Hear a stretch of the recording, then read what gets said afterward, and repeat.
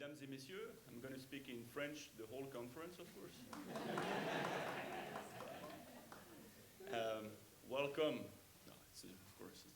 Welcome to the COP21, a turning point for global climate change conference and panel we hold today in Loyola University. And I would like to thank, first of all of you for being here, and to thank Loyola University and Dr. Thomas for hosting us today. I'm the Consul General of France in Louisiana, and I'm the local chair of the European Union. I'm representing the European Union in Louisiana in connection with the European Delegation in the United States, which is, of course, in Washington, D.C. And I would like to thank all our partners today, the EU Delegation in USA, and our partner, World Trade Center of New Orleans, WWNO Public Radio, Loyola University, Tulane University, New Orleans Redevelopment Authority, NORA, and the CPRA, the Coastal Protection and Restoration Authority, today for being here. I'm very proud that we are able to have this panel about 2 weeks or 10 days before the COP21, the Conference of Parties for Climate Change, which will take place in Paris and will definitely take place in Paris. You know, I was in Copenhagen prior to come to Louisiana, and so I remember the COP15. The COP15, it was in 2009, and it, most of the time, they are described as a disappointment in a way, but it was, you know, so much expectations, and the public opinion was attending so much. But it was an instrumental step as well, and we have learned a lot from this event. I hope you will all understand why, after our debate on December 11th, we must achieve an agreement at the COP21 in Paris. The goal is very, very clear, and this is very important. We'll try to achieve an agreement, and we'll do anything to achieve an agreement to limit global warming to 2 Celsius degrees, which is, I guess, in Fahrenheit, 3.6 Fahrenheit degrees, compared to pre-industrial times. You know that climate change is an issue that will have dramatic consequences. Rising of sea level to 3 feet, we say, acidification of oceans, higher frequency of extreme weather events, population displacements, what that means wars, tensions for natural resources, and a tragic loss of biodiversity. You know, what's important to understand is that it's not abstract. This is not ideology. You know, this is just facts and concrete, and this is connected to daily life.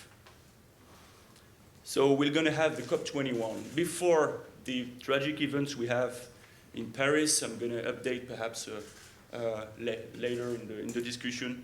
We plan to have 40,000 people coming, thousands of journalists, about 100 heads of states and government for the first day on the 30th of November, and then NGOs, ministers, and negotiators. Today, what's important, what I think is most interesting for us, is to go from global to local.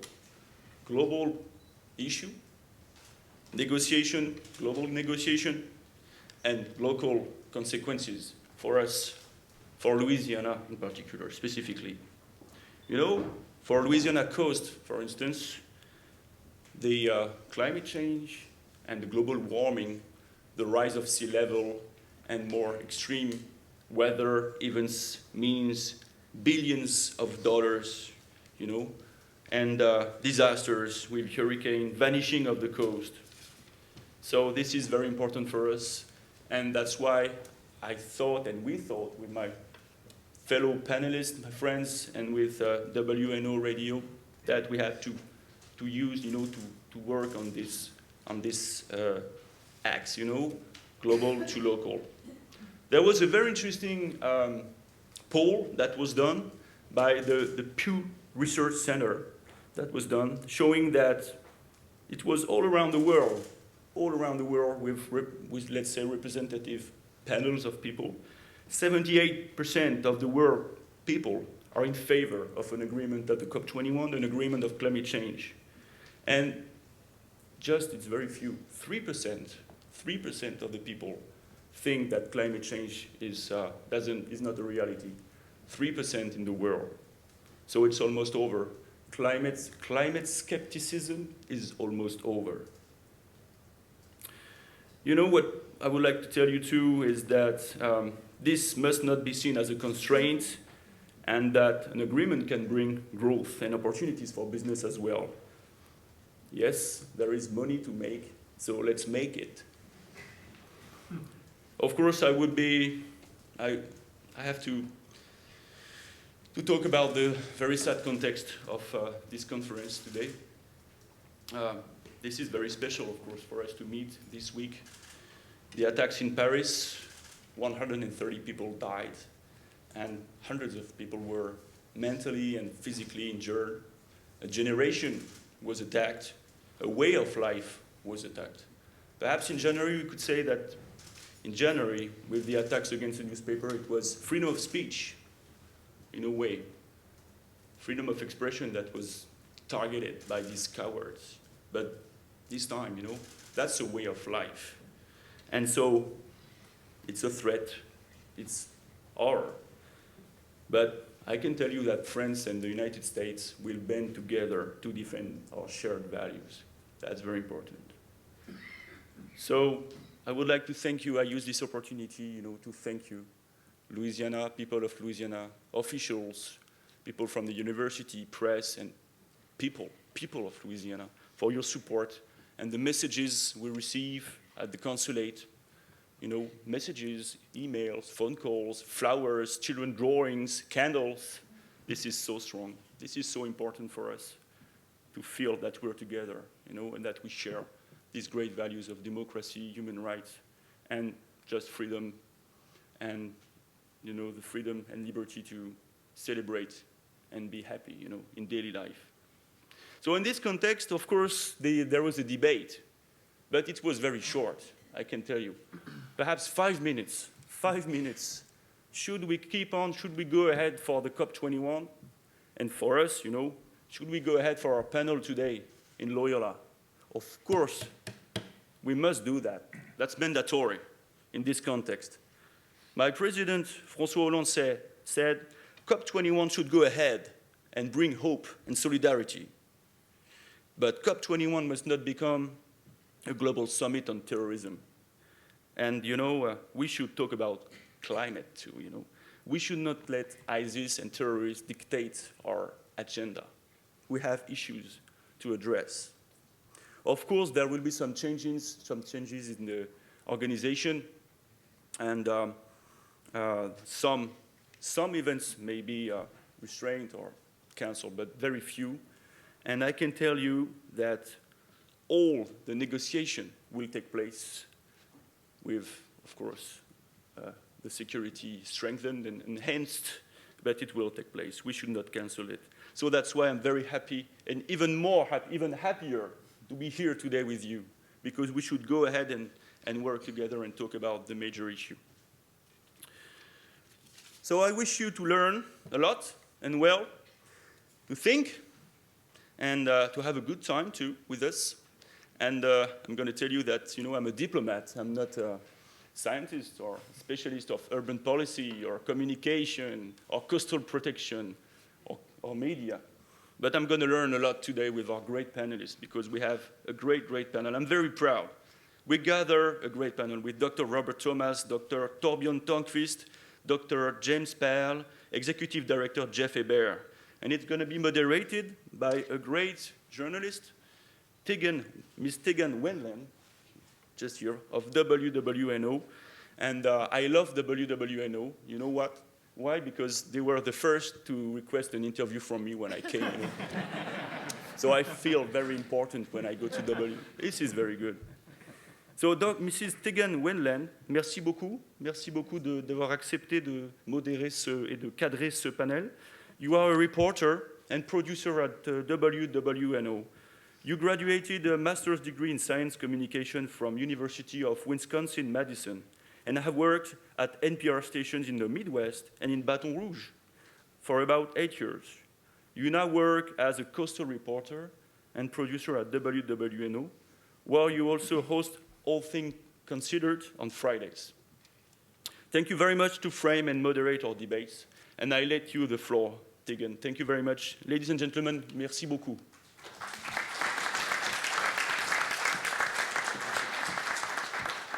Thanks for that nice introduction, Gregor. You kind of introduced all the panelists already, which is something I was going to do, so I'm going to do it again in order so you know who's who. We have Jeff Hebert. Oh, I don't have them in order on my paper, though, so we'll start with Torbjorn right here. Torbjorn Tornquist, he's the chair of the Tulane University Department of Earth and Environmental Sciences. Then we've got Dr. Robert Thomas, professor and director of the Center for Environmental Communication, and Jeff Hebert, the executive director of the New Orleans Redevelopment Authority and an urban planner. And at the end, we have Dr. Jim Paul, coastal resources scientist with the Coastal Protection and Restoration Authority. So, like Gregor said, COP21 is the 21st yearly session of the Conference of the Parties to the 1992 United Nations Framework Convention on Climate Change, the UNFCCC. It's quite a mouthful. So we just call it COP21, and it's the 11th session of the meeting of the parties to the 1997 Kyoto Protocol.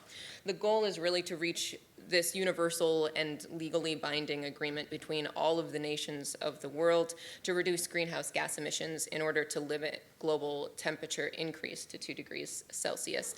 So we'll discuss some of the politics and business implications of these talks in Paris and have a special focus on the potential impact here in Louisiana. We'll have kind of a loose format, but we'll start with just an opening question posed to each of the panelists.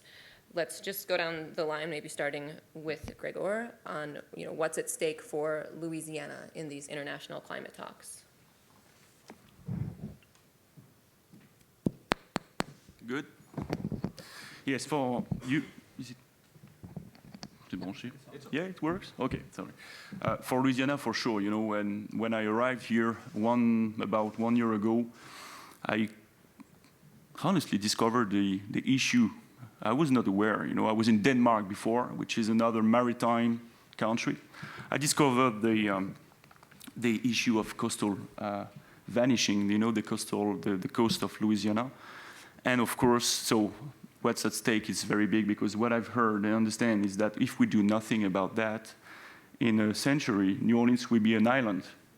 And at the time of the purchase of Louisiana by the United States, it was Jefferson, I think, said that he would like to buy the island of New Orleans.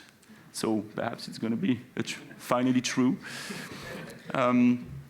And of course, for New Orleans and Louisiana, it's which I think it's true, but my colleagues are much more competent than me to say that. This area is very vulnerable to climate change with extreme weather events, hurricanes, of course, tropical storms, and that's how Louisiana is connected to climate change locally. I think there's much more, and my colleagues will say. Of course, there's some business issues as well.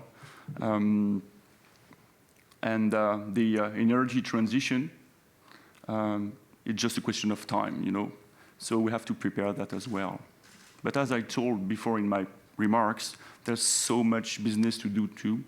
And French companies and European expertise, for instance, the Dutch are very good at that. Can be very useful, and that's how I think Louisiana is particularly impacted by climate change. But it's just an introduction. Is this one working? Yeah. Well, thanks for inviting me to this panel. And in response to the first opening question, obviously we have a big day tomorrow in Louisiana. We have a governor's election. Which clearly matters a lot to the future of the state. But I would still argue that this upcoming COP21 meeting is arguably the most important event this year for the longer-term future of the state. Within the United States, Louisiana is in all likelihood the state for which this matters more than for anyone else.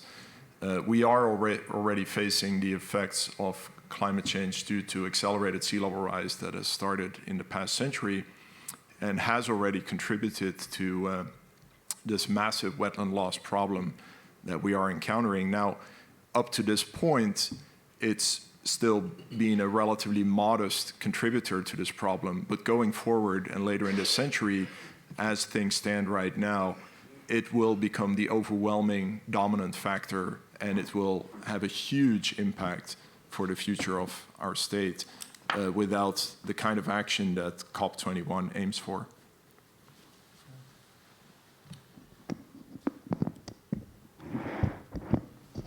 I've been looking at coastal wetland issues in this state since I guess I took my first wetland ecology course in 1965. And, you know, it's been a major part of my life, and I've been very public in my feelings that the reason that I live here and will continue to live here is because of a combination of the culture and the wetlands. I can't see myself, though I love mountains and I love deserts, I love tropical jungles. I can't see myself not standing in a marsh and enjoying every moment of it. But, you know, as a mantra in the environmental movement is to think globally and act locally. And that certainly is the way I think mindsets have to be. But we too often forget, as we focus on what's happening locally. If you live in coastal Louisiana and you don't know that sea level is rising and the soil is sinking, then you're basically inorganic. I mean, you know, you really don't have any thoughts. So everybody knows this. But I do want to say that what the typical Louisianian does not think about is that with all of those problems that we focus on a day-to-day basis here, the major threat is global. It's if you go to Antarctica and you look at what has happened down there. I happen to have been in Antarctica right after the Larsen B ice sheet split away.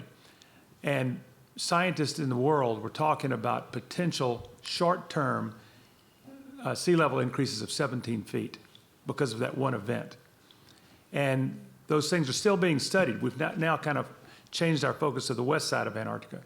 But these major events like this, Greenland, are really the biggest challenge I think that humanity has, because we focus on Louisiana. That's what we're here to talk about today. But we've got to focus on, we've also, as humans, we've got to focus on the South Pacific and on every single coastal city, especially those that are sitting on deltas. And so reaching agreements where all of mankind comes together, the way we did in Montreal on the threat of depletion of ozone, is of paramount importance. And I think from a communication perspective, we have got to sink that into everybody's minds, that these things that are happening far away will have devastating impacts if they're not dealt with today.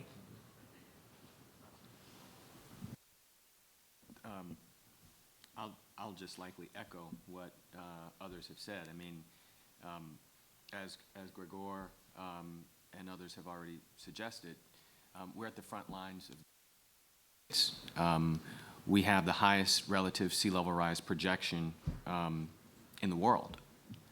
And really thinking about the impact of global warming, sea level rise, coastal restoration, all these issues together, and our ability just to survive is really important for us. I think we take it for granted locally. I don't think we talk about it enough. I don't think the general population truly understands just how vulnerable we really are. But taking action at a global scale in Paris in a couple of weeks sets a framework for us to participate. Now, of course, it's a very interesting, and I'm going to speak from the city of New Orleans perspective, in my job as the Chief Resilience Officer of the city. It's an interesting situation that we find ourselves as we are inside of the United States, and so we are sort of at the whims of the U.S. government and the position that they will take at COP21 in the negotiations. But we are absolutely at the front lines. We're not the only ones. Norfolk, Virginia, for example, Miami, New York, we are all more vulnerable than most anywhere else in the United States. So that's sort of the negative side, or the challenge side. The opportunity side is that we have so much great local expertise. We have such amazing history of understanding how to live in the environment. I will take out the period of 1940 to today, but pre-1940, pre-war development, the first 2 centuries of the city, we had an understanding of how we're supposed to live in this environment. The Acadians in southwest Louisiana, folks who came to this area, developed in a way that made sense. We sort of lost our minds after 1940. But we do have that perspective, and it's really dialing back and understanding how we live in this environment. How do we adapt for the future? How do we mitigate, but how do we also adapt for the future to be able to live in this place that, as Dr. Thomas said, is so special and so important? But we also have the opportunity on the economic side. We can lead the world in understanding how to live with water and how do we adapt in these types of environments. We're not the only city in the world. There are cities all over the world who are in as serious of a condition as New Orleans is. So I think part of it is also using this challenge to also build opportunity for New Orleans. 27% of our population in this city are impoverished. And so tying together how we can build the future city and build the future state while also lifting people out of poverty and providing jobs and opportunity, in a way, is sort of the model for how we're going to be able to survive. We've learned a lot from the Dutch. We've learned a lot from a lot of the French engineering firms who are thinking a little bit more proactively about these issues. But we also have the opportunity to learn from them and also reproduce some of that at home, taking the understanding that we have of our own environment for the past 3 centuries.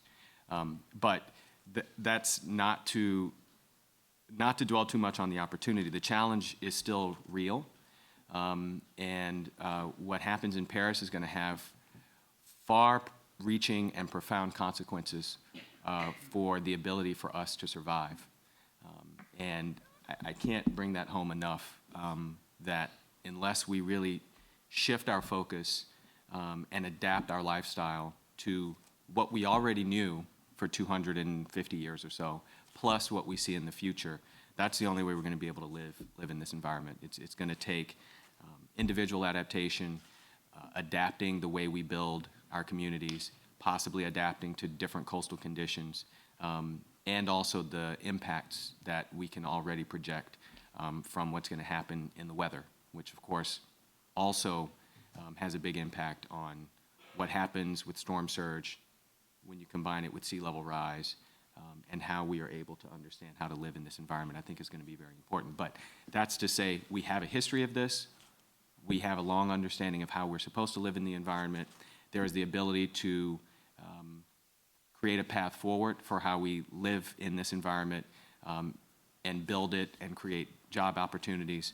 But we have to actually take a hold of it's real, and we're going to have to sort of change course a bit in order for us to survive. So I guess one of the advantages of being at the end of the line is be the easy answer to say IBID, what everybody else said. And I think it was a great introduction from the other speakers to really frame that what's at stake. I'm certainly here representing the Coastal Protection and Restoration Authority, and certainly, we have a specific purview within the state.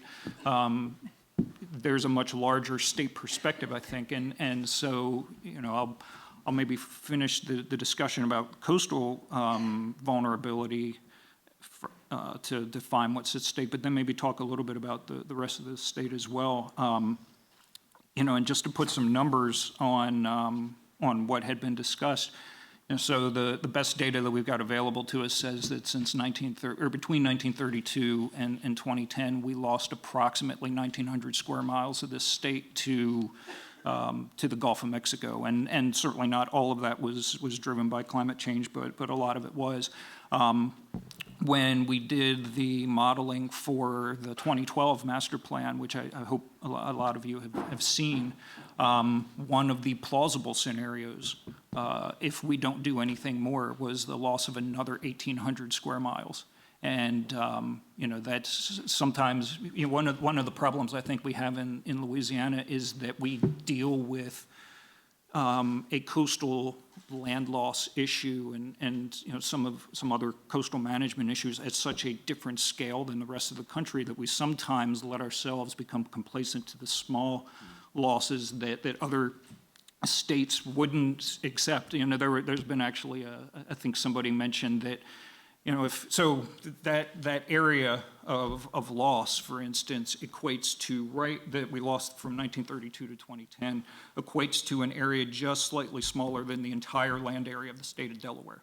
So if that had happened, if there was an army who had come in and removed that from the United States, that would be war on the scale likely that we've not seen in a very long time.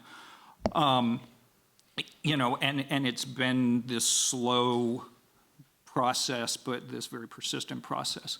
So, that's what's at stake, and certainly, and again, that's just a plausible scenario. So if we look at, scenarios beyond that, those numbers start going up to the point where it gets mind-boggling even for, us who deal with it on a daily basis.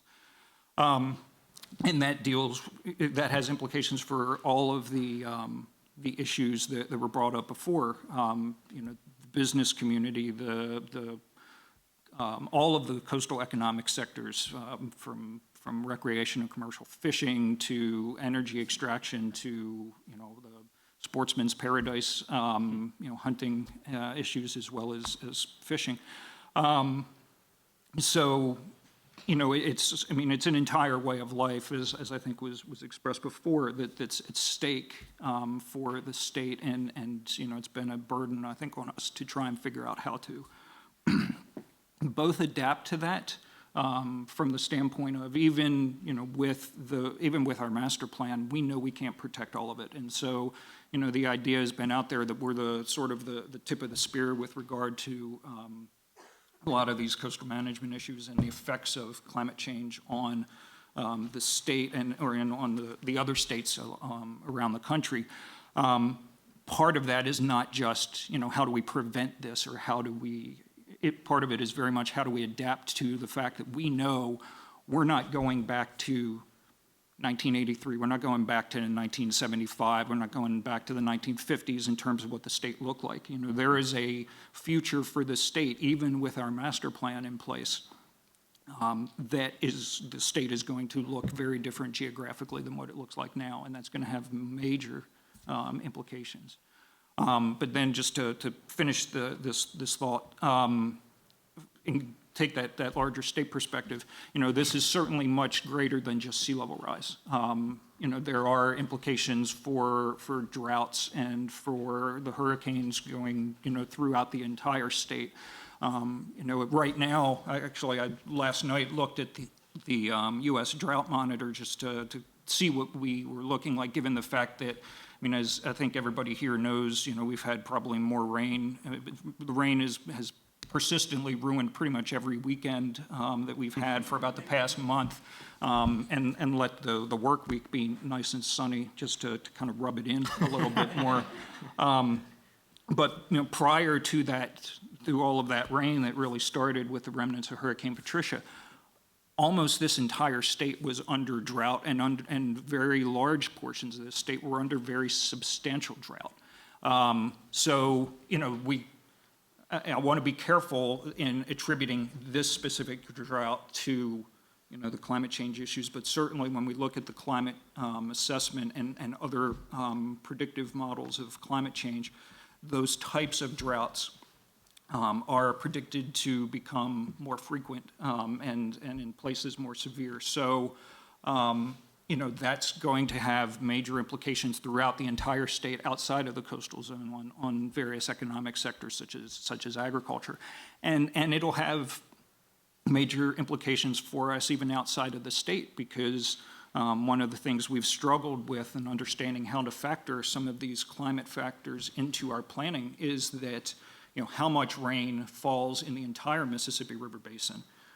when it falls, is there going to be less? Is there going to be more? As predictions of the anticipated climate change has implications on our, coming back to our coastal program, has implications for how much water and how much sediment and the nutrients coming off of the land are going to be getting into our wetlands, and it's sort of this issue of thinking globally, acting locally. Or more to Mr. Tramel's comment earlier of global to local, is if we start local, kind of go all the way out to the level of the Mississippi River Basin, and then come back local. It's that's a circle that I think is very important for us to remember. I'd like to kind of step back for a minute and talk about the big picture and then get into some of these specifics in terms of sea level rise and adaptation. These talks could really serve as a turning point in finding global and local solutions to climate change, but up until now we haven't really had the kind of consensus needed to make very much of a difference. So what have some of the stumbling blocks been up until now? Whoever wants to weigh in on that. Yeah, if I may say, we have the United Nations is actually organizing this COP21. It's not, we're hosting it, it's a United Nations conference. And the conference, the COP21 conference has received already 190 contributions. It's from the nations, the different countries, and it's about 90% of the countries or contributions that we have received. And it's very hard to make the calculation, but we think that we're not yet at the 2 degrees. Mm-hmm. It's now when we make all the make all the assessment of the national contributions, so-called national contributions from the countries, it's about 2 and 3, and actually closer to 3 degrees. So there's still work to do, of course. But the conference has not begun, and it's a frame and it's a beginning for the negotiations. We think, and I remember I've heard Thor 6 months ago, I think, in Tulane speaking, and he said that 2 degrees is not enough already, but it's very ambitious. And what's important is for us to have this goal that would be mandatory, and that will be a constraint for all the countries, with some reassessment and some agreement for meeting again every, for instance, 5 years to assess again, And for us, it's very important because I don't want to be French arrogant, I could do that. It's very easy because it's in my DNA. But we, as a hosting country for the COP21, we take such a bet, à Paris, such a bet. And it's very important that for this COP21, which is a turning point, because we're going to have to negotiate the next steps, the next frame for the next 10 years. And we are, France, a diplomatic power. That's true. And that's very important. That's why we took this risk, let's say. We'll put everything to achieve and to help to have an agreement. But for now, the objective, the goal of 2 degrees, this is not yet on the table. So that's why the first day with the heads of states and government, and then the days later with the ministers, will be very necessary. And it's perhaps hard to tell that which form it's going to take on a legal point of view. And we have the experience of the Kyoto Protocol, and which was about the, let's say, the so-called Western or developed countries. And it was hard, that, to implement into, for instance, in the USA, because you have to go through Congress and Senate and so on. That's why your State Secretary, Honorable John Kerry, said, he was a bit cautious on that. But what's very clear is that we can achieve an agreement that will be universal and that will be not mandatory, I'm looking for the word. Binding, yeah, binding. Yeah, binding, yes. In any way, with a lot of legal way, we have several legal ways to do it. The first step was Kyoto. It was a protocol like that. In COP15, we had the agreements and we have the involvement of Western countries and emerging countries, great emerging countries like China, South Africa, Brazil. So now we would like that the next step, and we do everything we can as a diplomatic power and with the UN to achieve something that's going to be universal. I'd like to talk about the 2 degrees Celsius benchmark a little bit too. Maybe the scientists Jim and Torbjorn could weigh in on that. How important is it to limit temperature rise to that level? Yeah, I wanted to follow up on that because it may come across as kind of an arbitrary number. And it's not totally arbitrary, but it's important to understand what it means. And, of course, it's in Celsius, so that doesn't necessarily help. But as was pointed out, it's the equivalent of 3.6 degrees Fahrenheit, going back to pre-industrial temperatures. Now, where are we today? We're closing in on 1 degree Celsius of warming. We're not quite there yet, but we're getting there pretty soon. And we will certainly get there and cross that threshold. There is no question about that. We'll get to 1.5. That's I think, widely accepted in the scientific community that's something that is not going to be prevented. We're going to have to work really, really hard to stay below this 2 degrees Celsius. And why is this so important? I think from Louisiana's perspective, it goes back to what Bob Thomas mentioned earlier. It goes back to Greenland and Antarctica. Those 2 ice sheets, those are our biggest enemies. If we let them spin out of control, which they are already showing signs that they're starting to go, if we let that continue, we will, in all likelihood, trigger something where it's not simply a matter of we raise temperature by a certain amount, we melt ice by some other amount. That melt rate can suddenly accelerate because of tipping points. That's how ice sheets behave. We've known that for a long time. There are many examples from the geologic record of ice sheets melting very abruptly and losing mass at very, very high rates. Our best understanding right now is that the closer we get to 2 degrees Celsius of warming, the higher the risk that, for example, Greenland could cross such a threshold. Now, if that happens, it does not necessarily mean that half of Greenland is going to go down within less than a century. It may be a much longer process, but the point is that it's going to be irreversible. At that point, there is no way back, and all we can do is adapt, and that means, New Orleans is going to be history. So if we don't stay within that 2 degrees Celsius, we basically ensure that New Orleans is going to be, on a timeline. My personal expectation is that I think by the end of this century, New Orleans is still going to exist, even if we don't take any action. It's probably going to look very different than it is right now. We heard earlier about, the island in the Gulf of Mexico. It's probably going to be something like that. By the end of the next century, New Orleans is not going to be around anymore. But it's important to remember that this is not just, even if you look at the United States, this is not just about New Orleans. There are other bigger cities that are likely to actually go down even before us, and Miami is the most obvious example.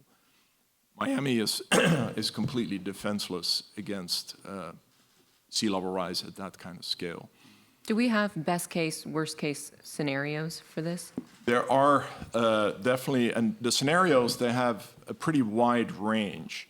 And the main reason, and that's important to understand, the main reason for that wide range is that ultimately it's driven by how much more greenhouse gas we put in the atmosphere. And that's actually a hard thing to predict. It's basically going to depend on things like COP21, what's going to happen there and during follow-up meetings. So the one thing, if we go back to sea level rise, that we know with very high confidence is that sea level rise is going to continue.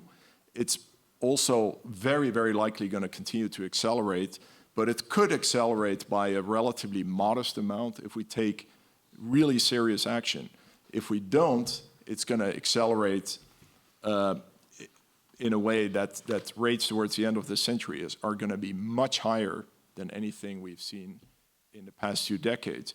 And remember, what we've seen in the past few decades are rates that are higher than anything we've seen here on the Gulf Coast in the last 7,000 years. So we are already pushing it. Could I If we, follow up? I was going to ask you a question specifically. If we do reach this agreement, what would it really mean for coastal cities like ours that are already so vulnerable to climate change? So I think a couple of things are really important to sort of break down. So what you just heard is the result of actions that we are currently taking that need to change. And where most of those actions are taking place, if you set aside sort of the industrial sector, and in some instances, including the industrial sector, particularly with the urbanization of the world, is in cities.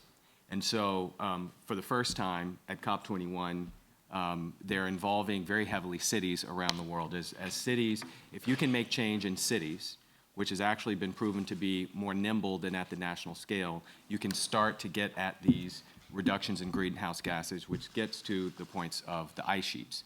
And so Mayor Hidalgo of Paris and Mayor Bloomberg, who's the UN Special Envoy for Cities, are convening on December 4th a Cities Day as a part of COP21. In addition to that, they've set up through a group called C40 and a host of other NGOs around the world, something called the Compact of Mayors, which then adds into what the negotiations are in COP21 to understand the impacts that cities have on greenhouse gas emissions and just urbanization in general, and how we can mitigate against that for the future. So for the first time, there's a focus on cities. As the world is urbanizing, it's something like 75 to 80% of the world will live in cities by 2050. And so we understand that the impacts are coming from cities. And so we have to address it at the city scale. So there's national policy, but there's also urban policy at the city scale. So over 100 mayors will be in Paris on December 4th. I don't know the number offhand of how many mayors have signed the Compact of Mayors. Mayor Landrieu has signed the Compact of Mayors. So this is cities in many instances are both the threat and the future of how we handle this. And so the UN is really focusing on cities to try to get to that reduction. And so I think it's really important to keep in mind that that's part of the sort of the plan and how we do this. I think the other piece to this is when you look at particularly New Orleans, and I just want to say this because it's something that I don't think we express enough. When we say New Orleans, we're talking about greater New Orleans, not the boundaries of New Orleans. And so to understand that with the projections that you can all go online and see from CPRA and everybody else, where we're called the island of New Orleans or the Ile d'Orléans from the very beginning, we've protected that island. And what that means is much of Jefferson Parish, much of St. Bernard Parish, Plaquemines Parish, all that's gone. And so what you're left with is a walled city, the city of New Orleans, with nothing around it except for, the causeways and what we have to connect us to where land might be. So two things. I just wanted to have you guys understand the regional context when we say city. Are New Orleans, number one, and what we have protected, which would be a walled city, in essence. But the other side of this is that cities have a huge part to play in this global conversations because of the urbanization of the world, particularly when you look at the developing world. You talked about the BRIC countries, China, other places which are rapidly urbanizing and are really causing a lot of our issues. If cities could start to focus on the issues that we're creating at a city scale And if these cities come together across the world, that starts to chip away at this problem as well. And I think taking step forwards, not just in the US, but particularly in Brazil, particularly in China, particularly in India, will start to help us here in New Orleans with our situation. But a lot of this starts at cities. I was in Mexico City last week at a convening of 60 cities, and we were going on a site visit to a place which is a World Heritage Site called Xochimilco, which is a very interesting sort of water-based agriculture place that's been there for a very, very long time. But the point is, we sat in front of our hotel for 45 minutes in traffic. Mobility in urbanization is a huge issue that cities can start to address in order to get to the larger scale issues that we're talking about. You should not have to sit in one place for 45 minutes along with probably a million other people, right? It's an issue in India, it's an issue in China. These are huge issues. So when we break these things down, and the reason why the local scale is so important, when you think about just the city of New Orleans itself or our region, focusing on bicycles as transport instead of cars, right? Focusing on solar. All of these things at a city scale, if you put a system together around the world where we focus on issues like that, we start to change the paradigm of the way we're living, which is changing the paradigm of how we're polluting the earth, which gets to these other issues. Now that's on the city side. Of course, the industrial sector has a whole other set of issues that it has to deal with that I think national governments can regulate probably better than regulating transit systems in cities. But you have to understand the whole picture and how this connects and how what we do as individuals in New Orleans or an individual in Houston or an individual in Mumbai has an impact on the greater sense of what we're talking about, which is going to have a huge impact on New Orleans and Miami and Jakarta and other places that literally will go away. Well, let's talk about the industrial sector a little and the unique challenges that we face here in a fossil fuel-driven economy, especially with oil prices as low as they are right now. No one really knew that it would ever be as cheap as it is, and that kind of might impact the way that these talks go in Paris. Climate talks are kind of focused on renewable energy, but with gas so cheap, how does that change the urgency of the talks? I think somebody's got to factor in not the obvious cheaper gas so we can drive more, put more carbon in the air, but what's that doing to the overall structure of our cultures? I mean, just pick any major oil and gas company. Look at how many jobs have been lost. What's the ripple effect of that?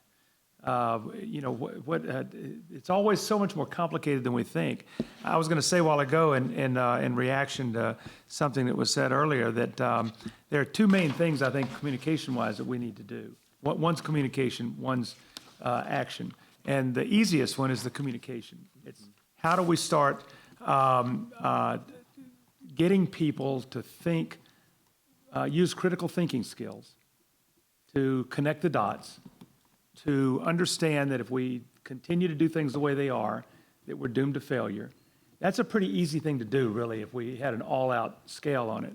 But the harder one is to unite the world, and maybe this is what COP21 begins. Mm-hmm. How do we unite the world to have a solid effort to move toward sustainable energy on a worldwide basis? Because we know that it's global. We know that anything that happens in China affects the United States. We know that anything that happens in Europe affects Africa. We know that all these international connections are going on, but people tend to keep putting off the reality. That, I look at the major things that happened in my life. Right before I was born, we had World War II, and it was an all-out effort to save the world from tyranny. All out, and we did it. And then I remember walking into the Russian pavilion in Brussels in 1958, and I looked up at the ceiling, and there was a little silver ball about that big, and it was Sputnik. And it gave me a chill at 12 years old. It gave me a horrible chill about conquering space. How was I to know that within 5 or 6 years that my country, with all of its allies, would be landing on the moon? And we did that not because it was a good thing to do. It was in response to a world threat that we perceived. Why can't they understand this world threat we have now? And everybody get together and mount an all-out effort. I think it's going to have to be global. But everybody's going to be racing because whoever wins it is going to be set economically for a long, long time. I do think that oil prices are relevant to our region, obviously, because we're so reliant on the fossil fuel industry. And lower gas prices mean that there's less money for coastal restoration from lease sales. So there are very real implications. So how might that influence strategies for limiting emissions and investing in renewables? No one wants to touch the oil and gas questions. No, look, I mean, Bob will say something. Well, I'm happy to say something. I mean, Please do. I'll follow you. I suspect I may speak on behalf of others at the table. It's a fine balance, and it's important to talk about. The reality is that the oil price, it's not really a real price because it doesn't consider the negative side effects. We all benefit from oil and gas, obviously, and we will for at least for a while.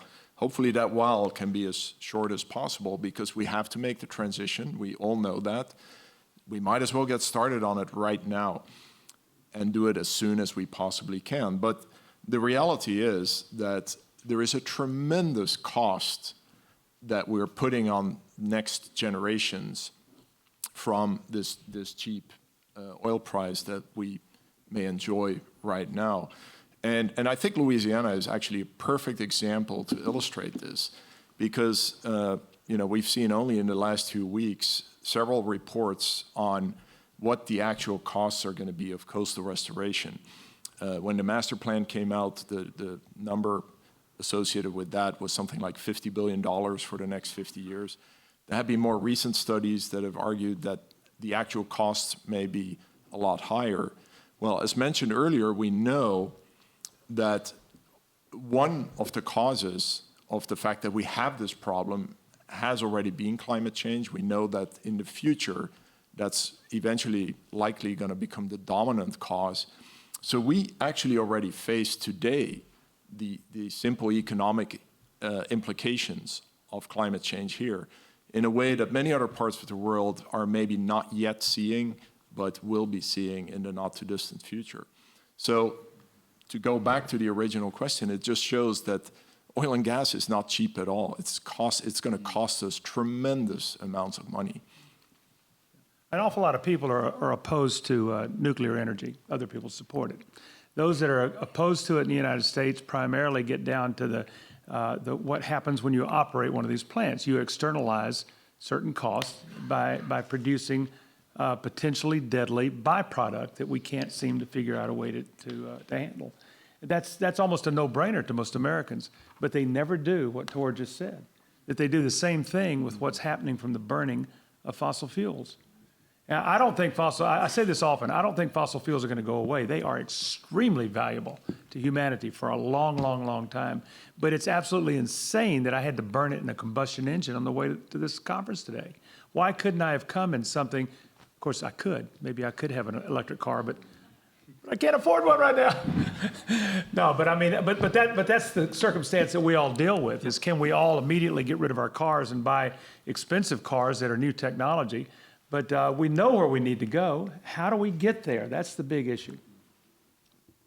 What might some of the other business implications be, and might there be a different best case, worst case scenario for industry than what we discussed for the rest of us?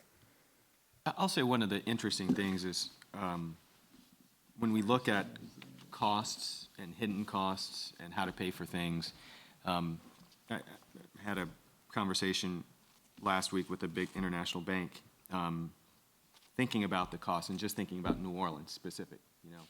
Many of you know the Greater New Orleans Urban Water Plan and ideas around that, and other sort of ideas around financing adaptation for the city of New Orleans. And one of the things that this banker said that I think we express sometimes, but we need to express more importantly, is the importance of this region to the nation and to the national economy. So something like 40% of the grain in the United States comes through the Port of New Orleans, comes down the Mississippi River and transfers at the Port of New Orleans, right? If something was to happen in New Orleans, first of all, the Mississippi River is the cheapest mode of transportation from the Midwest down. And so if something was to happen to the Port of New Orleans, that has a huge impact on all of those farms and all of the agribusiness in Chicago. A huge impact. Of course, we always talk about the seafood industry. We talk about the transport of oil and other things. But this place is of strategic national importance. And there is a way to tell that story, to understand how to access resources in a way that other places have, that we just haven't galvanized enough around. And this was sort of the response to me for the question about how do we creatively finance some of this work in New Orleans. There are people who may be interested in financing things because they understand it benefits them directly. And I think that's part of our approach. I mean, that's why we were bought by the United States from France, is the strategic importance of the port system and the river system. And I think we probably need to go back.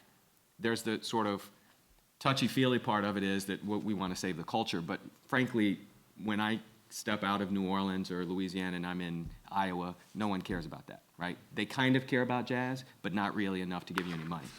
What they care about is, okay, if this is going to hit my bottom line, that's what people really care about outside of this place.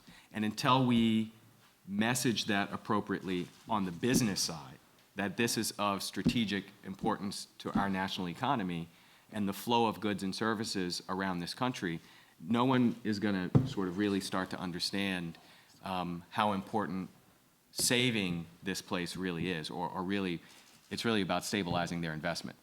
And that's sort of the way we have to start to think about it in order to get to these huge amounts of money that we need. We're not saving it just to save our culture.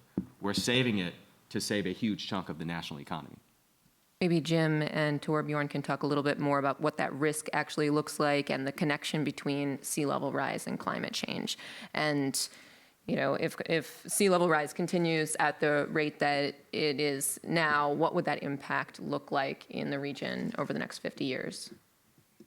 I think I mentioned before just the statistics of what our modeling has shown. The discussion we had earlier, that 1,800 square miles statistic I threw out assumes 1 meter of sea level rise, of eustatic sea level rise, on top of the subsidence that we have across the coast, which everybody knows, is a major issue, sort of separate from climate change. I don't know if we were going to pull up any of the visuals that we had talked about. I don't think they got them loaded. Okay. Everyone's seen the maps, though. Right. I mean, it's a stark map. But here's the thing: is that if we start looking at sea level rises greater than 1 meter by 2100, that number, the red in those maps from the predictive models is going to go up. And again, every feedback that has on culture, on the various economic sectors across the coast, is going to come into play. And in fact, for this next, I think it's important to maybe recognize that when we did the 2012 master plan and we were defining what these potential impacts might be, absent of any projects being put in place that the master plan represents, we actually looked at two scenarios. One was a 0.5 meter of sea level rise by 2100. The other was 1 meter. For the 2017 master plan, we're actually looking at 1 meter and 1.5 meters. So we've already kind of recognized as a sort of reconsideration of the state of the science, the need to bump that up. And so that's going to, again, it's when we start seeing what the state of Louisiana would look like without any type of investment from a restoration and protection standpoint, it gets pretty ugly on that. And, you know, that comes back, I think, maybe even to your earlier question. You know, we have this strange relationship with oil and gas in Louisiana because, you know, even the industry has acknowledged that some of their activities have contributed to land loss both through oil and gas extraction canal digging, plus then also, you know, by pumping out oil and gas. You know, we may have seen some in areas we've likely seen some accelerations of that subsidence, which for the short term is really our you know, one of our major losses. But as I think you may have mentioned, or one of the other speakers, you know, that's also where a lot of the money for the restoration program comes from. And then, of course, you know, we have the very perverse issue that our best source of funding for the coastal restoration program is coming from actually the largest oil spill that the nation has ever seen. And you know, the fact that that's, you know, well, across the Gulf, you know, we're looking at about 20, between BP and the other responsible parties, $22 billion going in for coastal restoration. So, and then longer term, you know, we also have the fact that the Gulf of Mexico Energy Security Act, or renegotiations of the federal lease rates, provide a very long-term source of funding to us. But that all is premised on there being oil and gas activities offshore for the long term, as you know, for that to be a viable source of funding. So, you know, where you can see where it's a very complex kind of catch-22.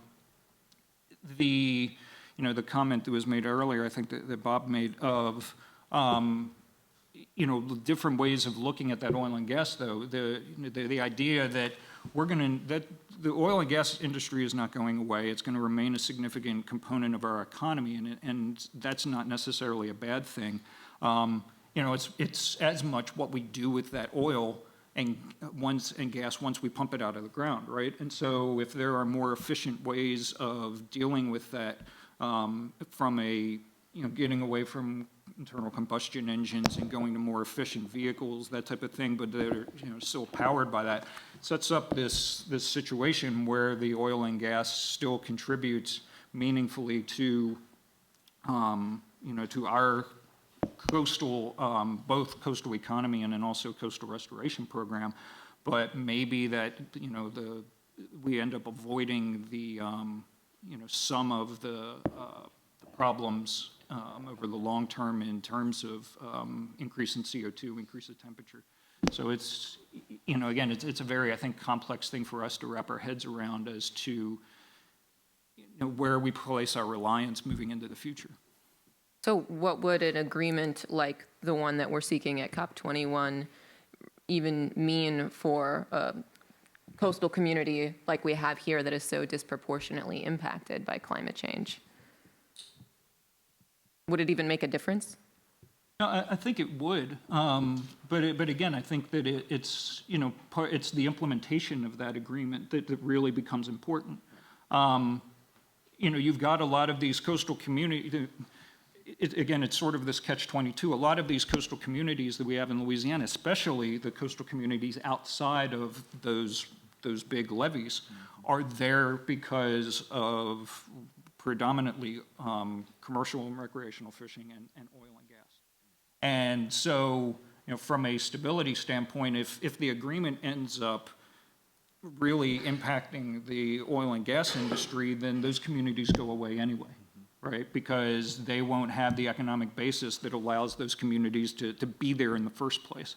But at the same time, the recognition is that if we don't change some of the ways that we have been operating and driving the climate change issues, those communities go away because the sea level rises to the point where we can't protect them and you know, and they have to move away from where they're at, and you know, that gets back to the loss of culture as well as economy. So, you know, it's if we implement an agreement that, you know, in a way that we, you know, still provide for some of those economic opportunities, then that's kind of the win-win, at least for, you know, for a good portion going into the future.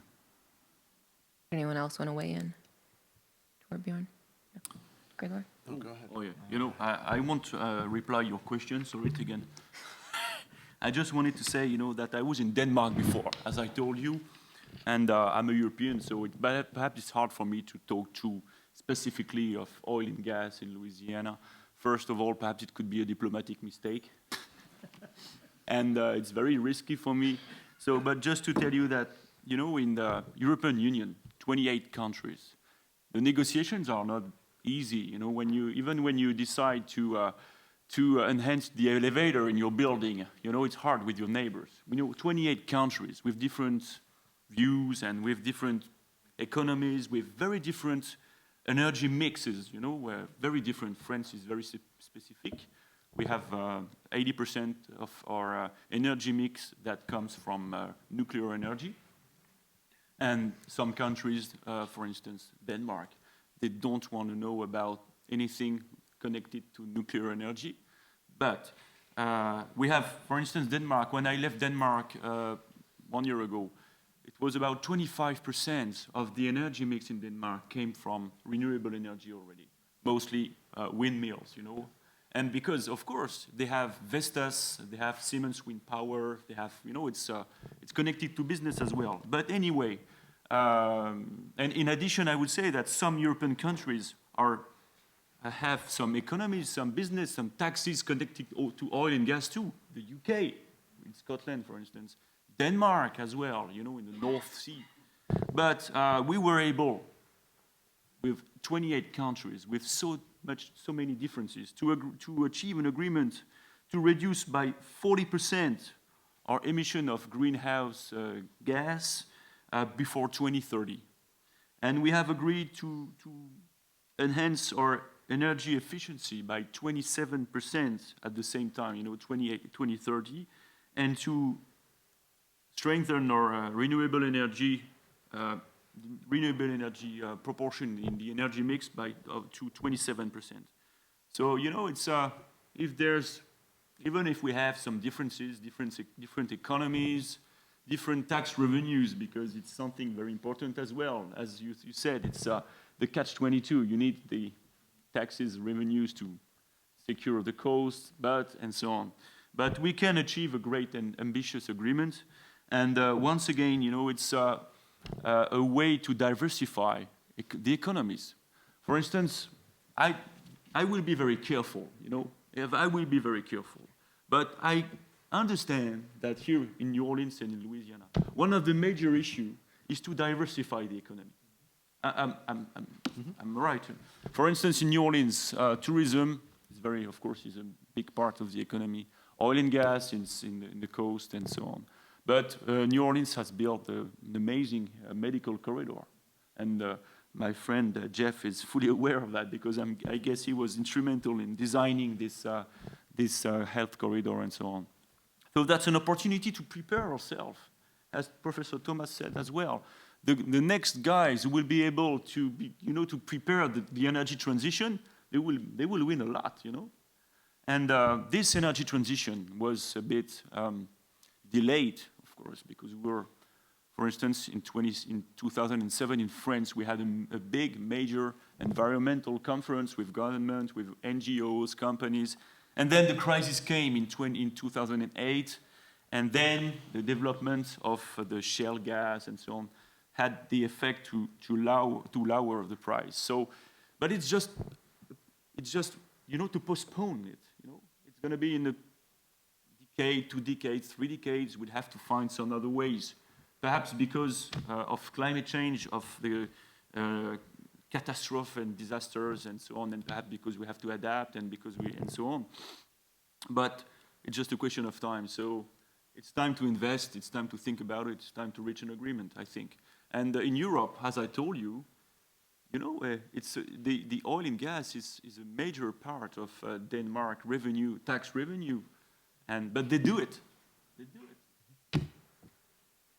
I just want to add one point to that in thinking about the diversification of our economy, not just as a city, but as a state, is the really taking advantage of what is emerging as the water economy. You know, around the world, water is the thing that connects us all together. Is water, either too little or too much.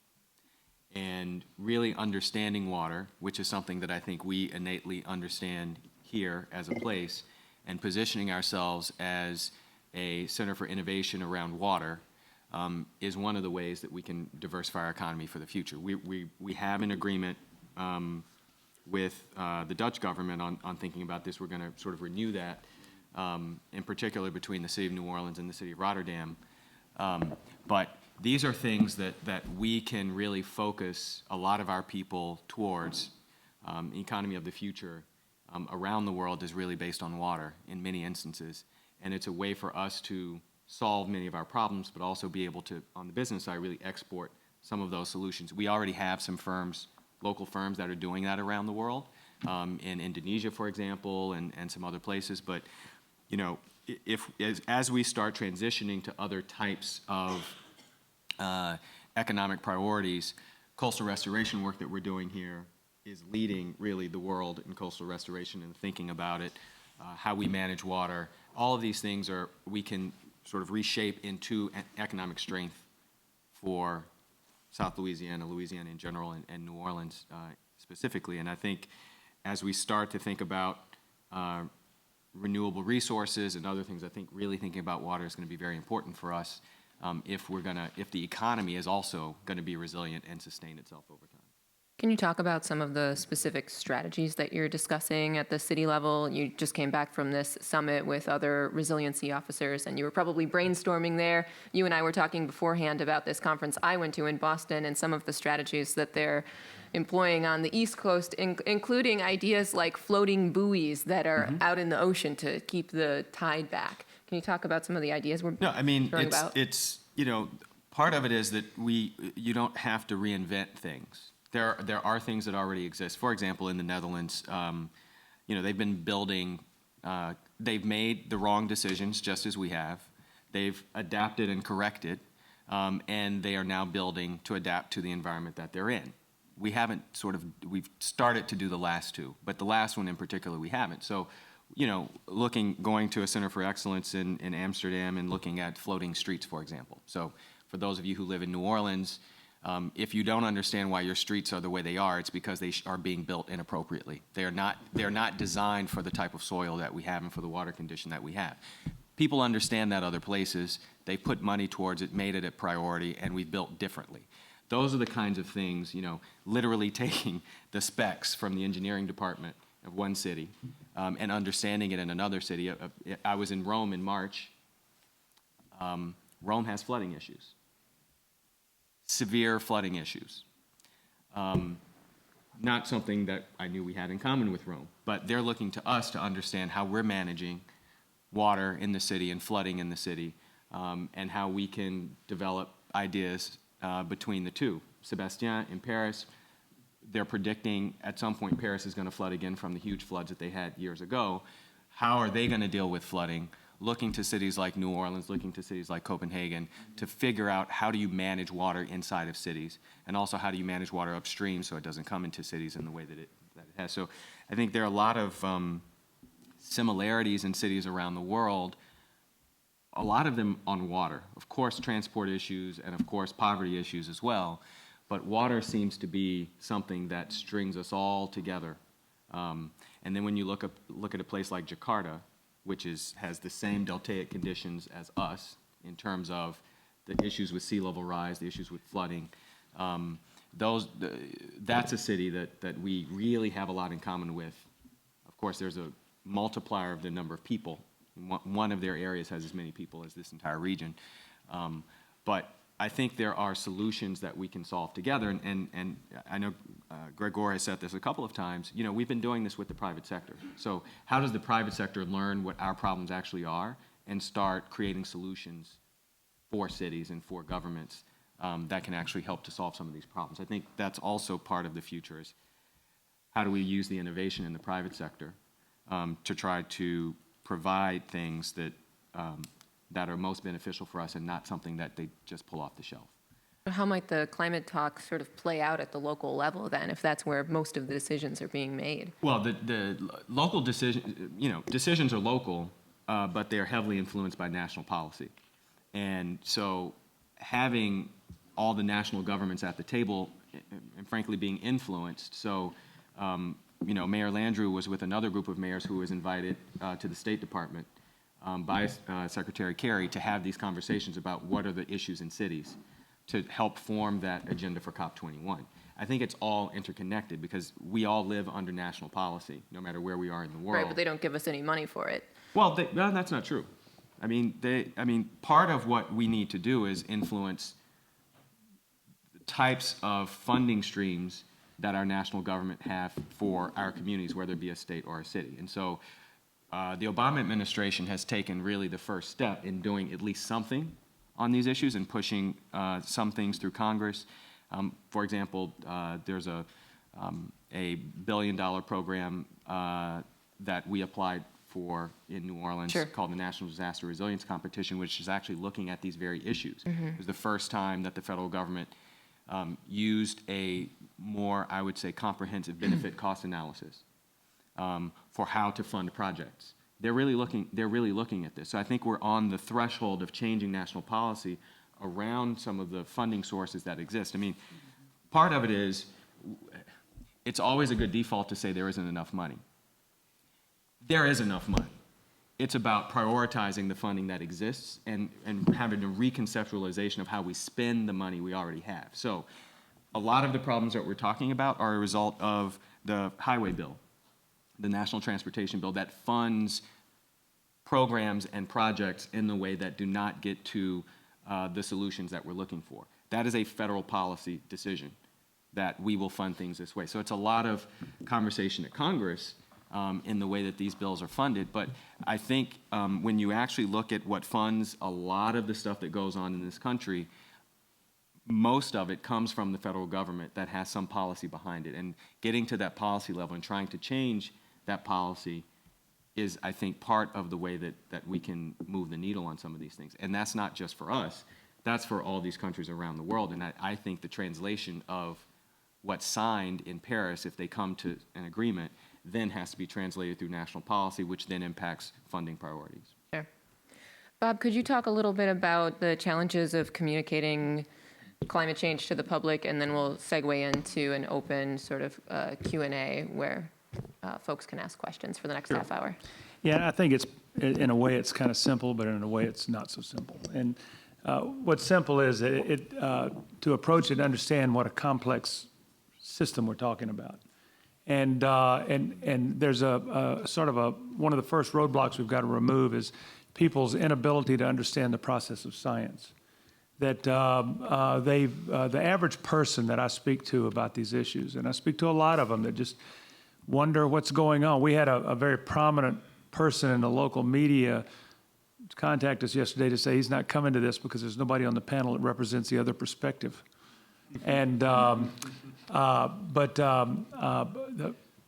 what I really mean about this is that people don't understand that when there's debate within the scientific community and when people come from different angles, they don't understand how scientists work. Scientists will do independent research. They'll have research questions.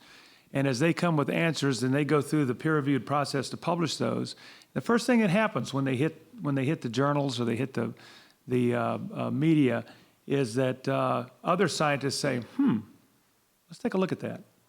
And so they then will either try to replicate exactly what that other scientist did, or they will come up with a new approach to see if they can find different information. And then when they get that, they publish. And to some people, that seems like there's controversy. The scientists don't even agree with one another. But any scientist will tell you that what they're doing is they're working through a very standard process that's always been in place, trying to come up with the correct answers. And, we have that problem day in and day out, and especially on very complex issues. It's about sustainable energy, very complex to explain to people why we don't snap our fingers and have sustainable energy today. They always come up with a lot of conspiracy theories about why it happens, but we're heading in that direction. But with climate change, just getting people to open up and listen to somebody else and consider that there may be a different way of looking at issues is vitally important. In our world today in the United States, one of the words, I'd have to do a word count. Partisanship must be used a zillion times a day. And an awful lot of people live in the partisanship world.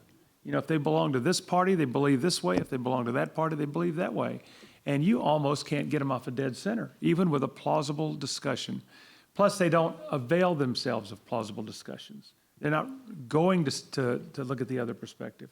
So I think that the biggest challenge is going to be how we very openly talk about science, and then we also openly talk about policy.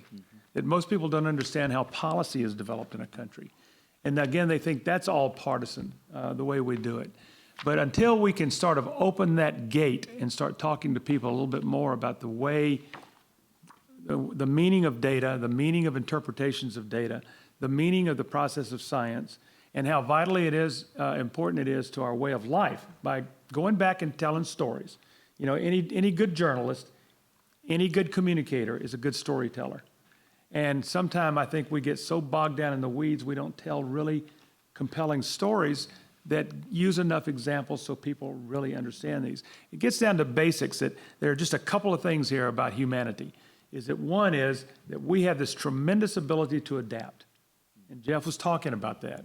And the other thing that he mentioned that I think is real important is that the other thing humans have that we use for our adaptation is we have the ability to develop new technologies, incredible technologies.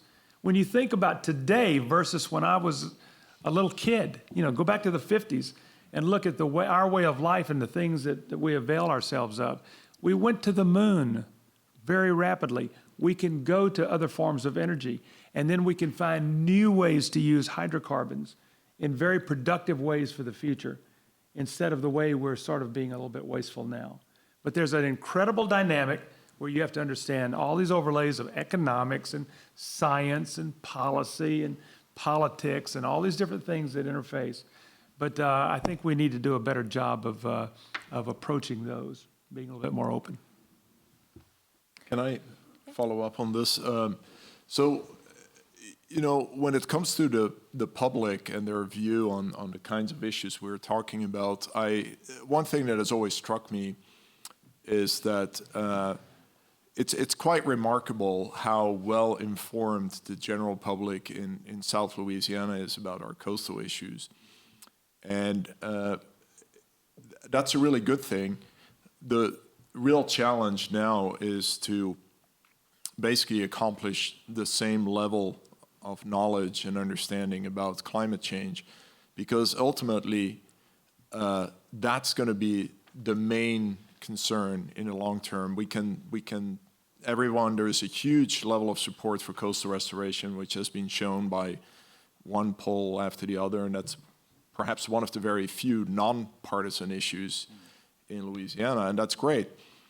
But we have to understand and we have to convey to the public that we can come up with the most brilliant coastal restoration plans, but if we don't address climate change in the way that is envisioned for COP21, it's not going to make any difference.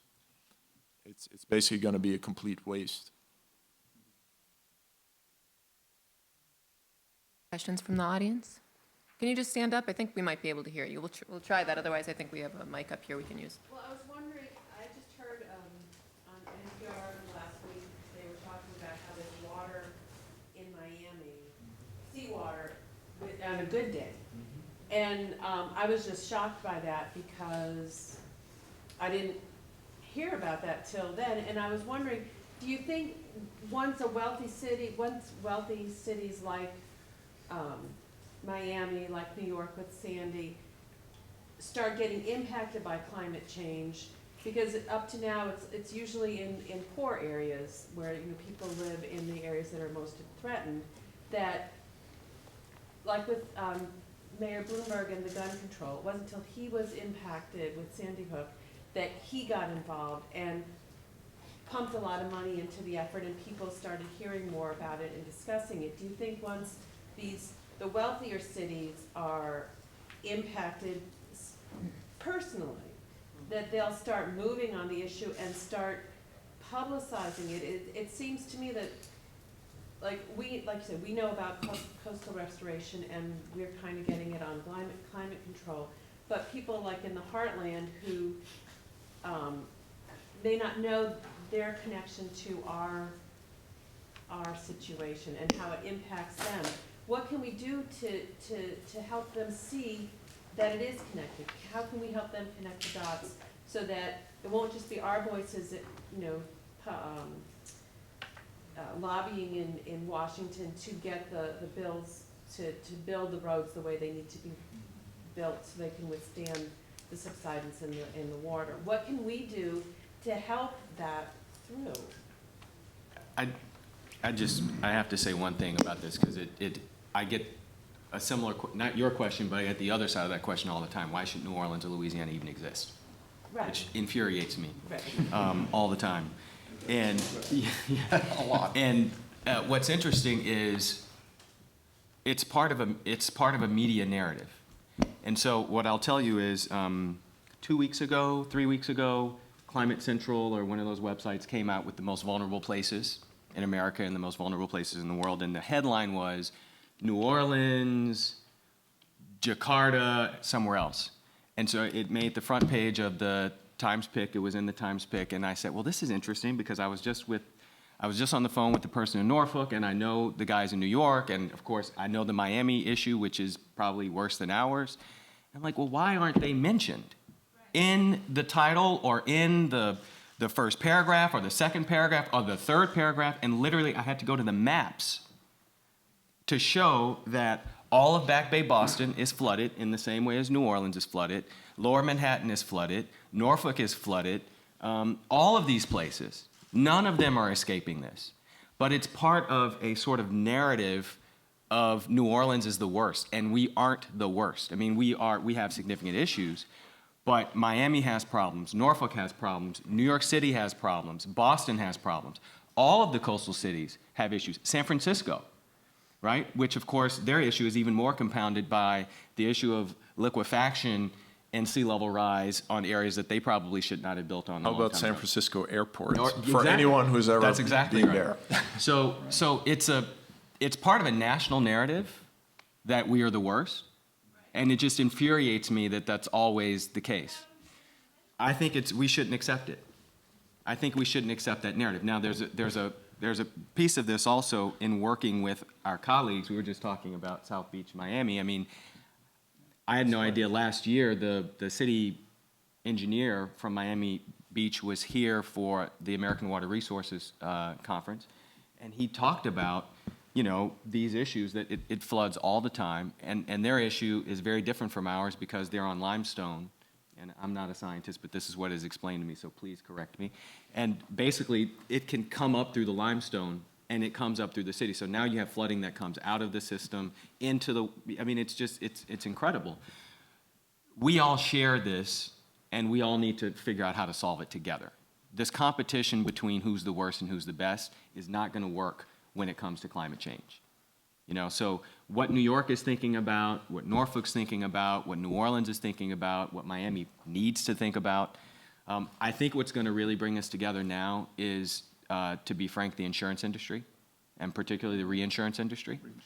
The reinsurance industry, who have very good modeling capabilities, they know about this, they talk about it all the time. And I think they are going to, just like after Katrina here on building codes, I think they're going to have probably the biggest impact on really trying to understand how to deal with these issues than probably anybody else. The exposure, the insurance exposure in Miami, for those of you who have been there, you can just imagine this is incredible. The insurance exposure in New York is incredible, and I think that's going to be a huge piece to solving the problem. But let me add one element. I totally agree with what you're saying. To just mention another stakeholder in all this is the U.S. Army and Navy. And when you think about sea level, the Navy in particular, there is a reason why the Pentagon is incredibly concerned about climate change, because they know that no matter, even if we're successful at mitigating, they're still going to face tremendous costs because, there are naval bases that will either have to be relocated or, they're going to need major maintenance and upgrades to basically cope with the sea level rise that is happening right now. Yeah. As a matter of fact, I mean, they're very concerned about climate change and its impact on world instability, because it'll bring about war. And that's why they have the budgets that they have now to look at climate change. Take the question in the back. Would mass transportation improve climate change in our area?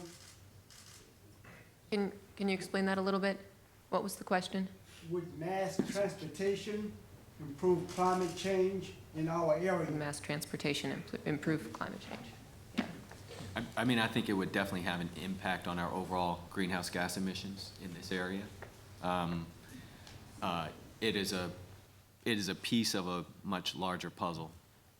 Everything that we're talking about adds up to something. I think that piece plus other pieces would add up, but I definitely think so, for sure. I mean, we'll be doing this in the next few weeks, is really thinking about the carbon footprint of New Orleans overall and the greenhouse gas emissions that we have in this city, and thinking about targets as a part of the Compact of Mayors. So that is a piece of the puzzle. That's not our only answer. We have other issues with our environment that have to do with greenhouse gas emissions here, but it is definitely a piece of the puzzle. A question from Eric. Just a quick one. First of all, thank you very much for participating in this. It's been a good learning experience. My question is directed more at the coastal erosion issue. Can you speak up a little bit? I'm more concerned about the coastal erosion issue when your biggest source of funding, Go Mesa, that you mentioned earlier, has not, in a Democratic administration, after a Democratic senator created it, has not seen fit to appropriate funding to support it long term. I've done a study. Mark Davis, who is a dear friend but not always on the same track that I am, has come to the same conclusion. Go Mesa is going to generate a lot of money. The question is any of it going to get dispersed along the Gulf Coast, number one.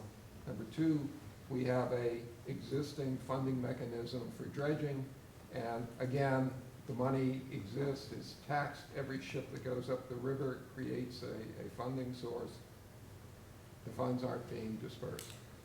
What can the city, or what can any of us, in fact, do to get Congress, and this is not a Democratic-Republican issue, I'm just saying, how do we get people back focused the way they were focused when Mary Landrieu was able to get Go Mesa through Congress? I'll start on that, I guess.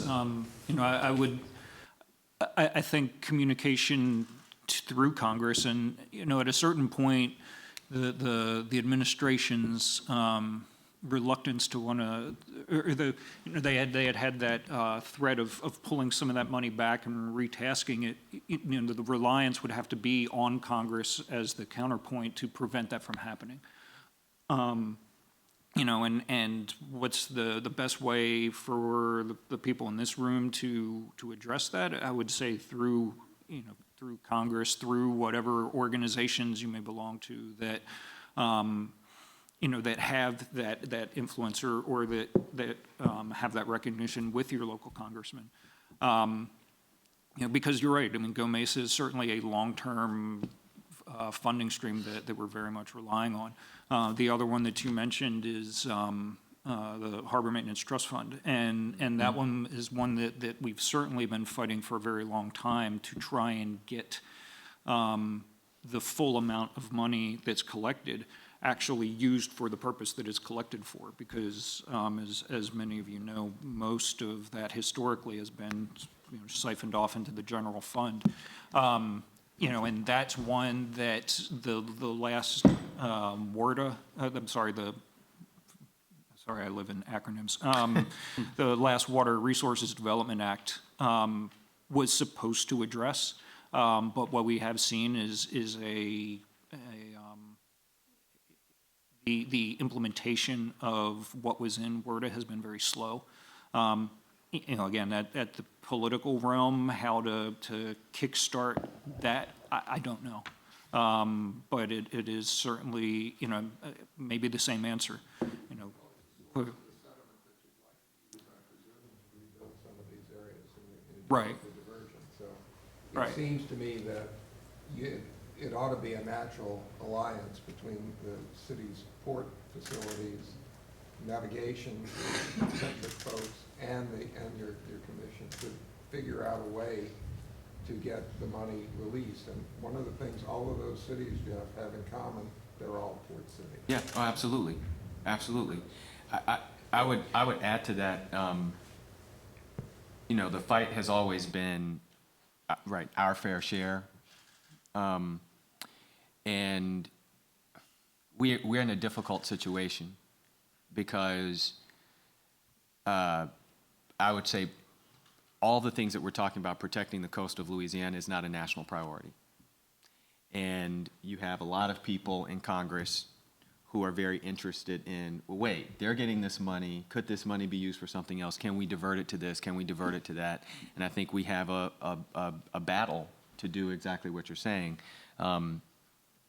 without necessarily, particularly on the Senate side, a champion in the way that Senator Landrieu was to protect it. And so she was able to protect it from those interests. Somehow it's got to be reprotected from those interests, because it's all the great work we might do in Congress. I'm not sold that the majority of Congress would be interested in protecting money for Louisiana. Exactly.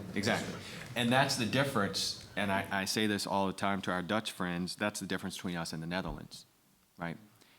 Water management is a national priority for the entire country. We're not, you know, until we get to your comment earlier about until, you know, actually people start really feeling the pain or thinking that they are part of a larger conversation in New York and all these other places, then we might have a national conversation, but we're still gonna have to fight tooth and nail for every little bit that we can get, because we're not, this issue is not a national priority, particularly, as you said, 4 million, no matter who's in charge of the country. We have 6 electoral votes, right? I mean, just politics is not on our side in this, right? So it's a fight that we will continue to have, to get all the money that CPRA needs to do what they need to do.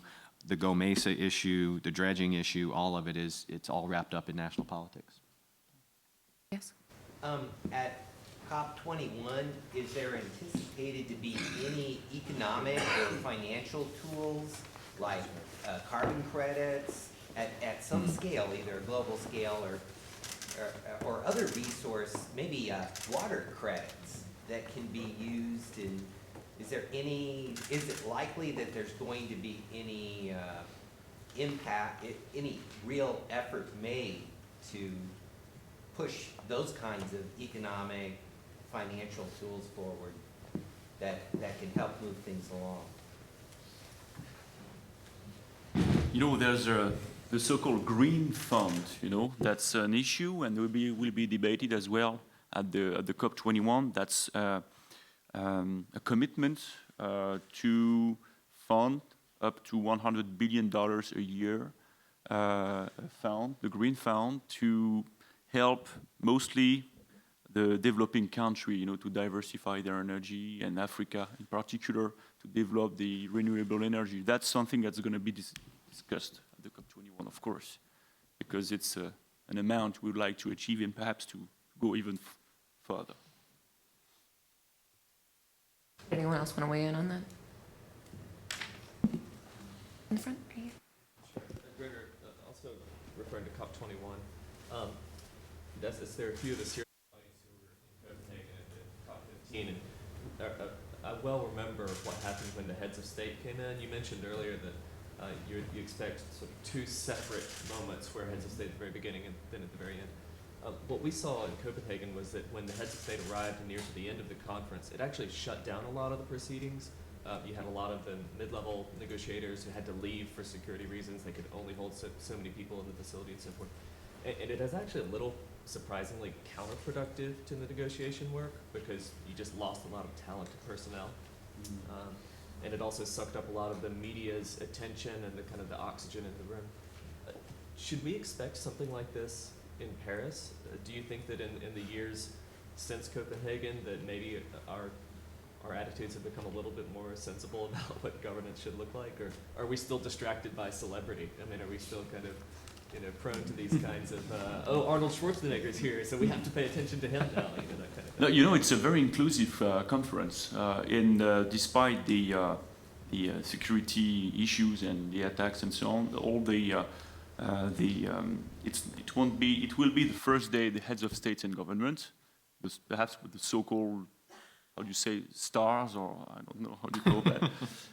But then it's going to be 10 more days. It's going to be negotiations with ministers, but not only. It will be very inclusive, and there's going to be les espaces génération.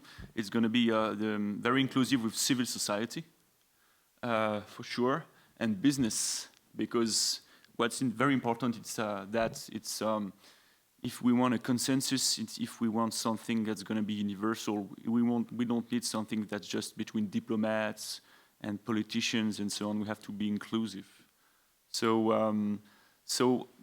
COP15, it's very interesting what you said, because when I was in Denmark before, we've been preparing the COP21 for at least 3 years, I think, and we had some delegations from Paris coming to Denmark to learn from the Danes, what to do and what not to do, because it was, of course, very complicated things to organize, and it's very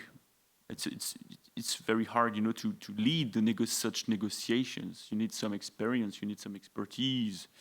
And I remember at the time in Denmark, there was a change of government, perhaps one month or 2 weeks before the COP15, when Anders Fogh Rasmussen became the Secretary General of NATO 2 weeks before. So it's things we learn, and we have designed a full special place at Le Bourget, of course, with different zones and so on. Of course, let's say the core of the negotiations and the delegations, civil society, but the goal is that it's very inclusive and that it's transparent, honestly, and universal. And the good news is that despite the attacks, every discussion, every meeting, every event that is planned inside the room, the indoor negotiations will be will do it, and so it won't change that much. But I can tell you, the Danes, I love them so much. I've been there for 4 years. They're very pragmatic, and it was a bit of I can say that a bit of a trauma when I came in Copenhagen, because the expectations were so high. I remember I was in. It was 6 months before I go to Copenhagen, but I was in France. And everybody was talking about that. It's like now we must save the world. And then, the image of Copenhagen is perhaps too bad, because it was a step. I don't know what you think about that. It was not perfect. It was not the agreement that we dreamed of, but it was, for instance, the step of including not just Western country. When I say Western country, I'm a bit Cold War guy. I'm sorry, but let's say. Rich country, and we went to emerging countries and so on to and include them. So it was very useful, and it's going to be very inclusive, and it won't be a circus of stars and so on. I hope so, of course. And what's very important is that it's going to be a climate change summit, for sure. It's true that you don't have every day the opportunity to gather 100 heads of states and governments. So of course, the issues are such, around the Middle East and so on, and security around the world. But the President Hollande said, and I think it's very important, we'll focus and we'll address the question. This is a historical responsibility. We have time for one more. How about up there? What is the most pressing issue facing Louisiana? What is the most pressing issue facing Louisiana? In terms of climate change? Well, we know that climate change is inevitable for everyone, But is it coastal restoration? Is it finding renewable energy? Like, what should our biggest priority be? Flood. Oh, I'm so tempted to say my usual, enlightened leadership. I don't think you're looking for that. No, I mean, I think I'm probably repeating myself because I think I said it at the very beginning, but, you know, I'm happy to say it again. I have no doubt that climate change is going to be the defining issue for certainly South Louisiana, because it's very simple. It's a matter, is it even going to be on the map or not 100 to 200 years from now? And I think that's going to trump everything else. We all care about culture, everything else we have, which is unique, but it's, and I'm not saying it's going to go away, it's just if things don't work out well, it may still exist, it's just going to be somewhere else. The manifestation is the increase in the rapidity of the loss of coastal Louisiana. And the complication is that, as I think Tor said a while ago, that the average citizen here understands now, after 35 years of discussion, they've come to grips and understand that we're losing coastal Louisiana at a rapid clip, and what that means to the future of our culture, our economy, and our environment. But now, if you take what he said, which I agree with, the global impacts of something that is not tangible. You can't taste it or feel it or smell it, but it's happening, and the impacts that are going to hurt us the most are actually going to begin half a world away, and then they're going to increase rapidly. That's hard for people to come to grips with, especially if they haven't traveled, they haven't been to these places, they don't understand the science behind it. So maybe the biggest challenge is knowledge. That how do we communicate that so that people come to grips with it and start to make these decisions not based on what party they belong to, but make the decisions based on the world that they like to vision. Well, I can certainly add to that just a month ago I was speaking to a group of about 200 high school students here from the New Orleans area about these kinds of issues. And I got some really good questions afterwards, including the one question that is often asked, like, what can I do about it? And that's, you know, of course, what many of us think. And of course, we can take personal action, and that's great. But I think the single most important thing, and this is what I told that group, was please talk about this to, you know, your family, your friends, anyone else who wants to listen. If you can share just a little bit of what you've learned here, you know, I think that's, you know, maybe also a small step, but if we all actively participate in that, I think that will be an important key. I think I would answer your question, you know, framing the climate change within the overall need for change, you know, societally. And again, you know, we're going to continue to lose ground in South Louisiana to the Gulf. You know, even with the climate agreement, you know, if there's a successful agreement in Paris, we're still going to see coastal erosion. Society's still going to need to change. And then if that agreement is in place, it's going to illustrate how certain aspects of how the community needs to change in order to achieve that sustainability. But it's the same kind of conversation that we've had over the past couple years with regard to the master plan and the coastal program as a whole, is that sustainability, I mean, sustainability is a monstrous concept, and there's a million different things going into it. You know, and so different people are going to frame sustainability differently, but it's the biggest thing is change is going to be needed across the board to achieve that sustainability, change from the coastal stakeholders engaged in oil and gas activities, the change from coastal stakeholders engaged in commercial and recreational fishing, et cetera.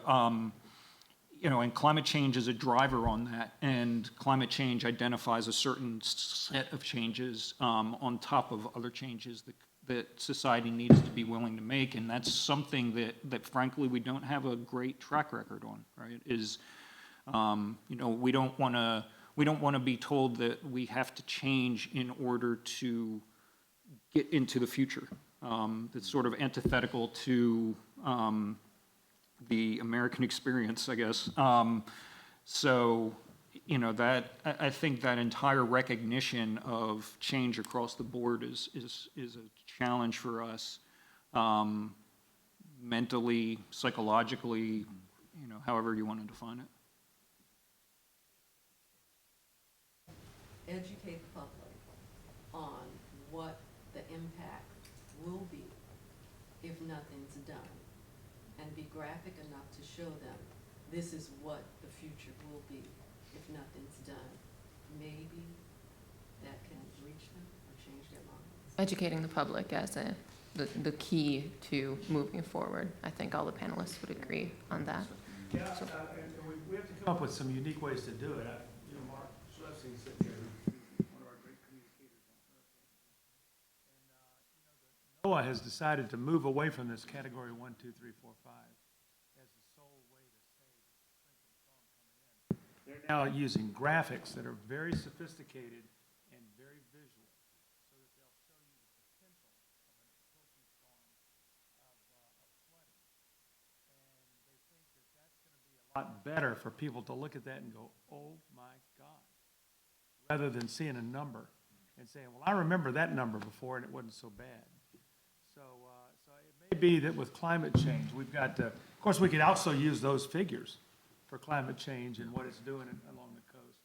But matter of fact, I took pictures of a screen the other night on the news, because when the effects of Patricia came across on the nightly news, on the weather forecast, there were some wonderful images they threw up that had color-coded, wind-driven coastal flooding that wouldn't have been there when I was 20 years old. That would not have happened. So I took the pictures of the screen, and I'm going to use them in my Delta Ecology course this coming semester. So that's the same concept, talking about the impact of... I think that the only thing I'd add is that when we talk about change, it's both, there are some immediate things, but it's also generational. We're talking about a generational shift in how we live, and how we adapt. And I think that's also a piece of it, and a part of that generational shift is, how do we start with children, right? How do we start this education and awareness process with children? And I think that, if you look at a lot of the movements of the past 30 years on environmental issues and other things, and starting with children has been the most effective. And I think you start at that level, and there are some organizations here locally who have started that. But I think that is a big piece to how we think about the future, is we have to start with the children of today, because all of these timelines that we're looking at, 2050, 2100, that's when they, right? That's during their lifetime.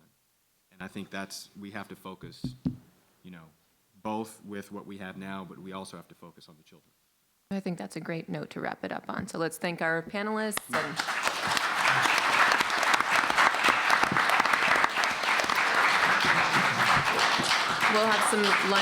We'll have some lunch set up outside, and hopefully they'll hang around for a little bit. So if you didn't get a chance to... Before everyone leaves, That's a good question. If you're headed to Paris for the conference... 2, 3. A handful. So if you have a question you weren't able to ask, maybe you can find them and ask your question over lunch. Yeah. I thought I would conclude on this.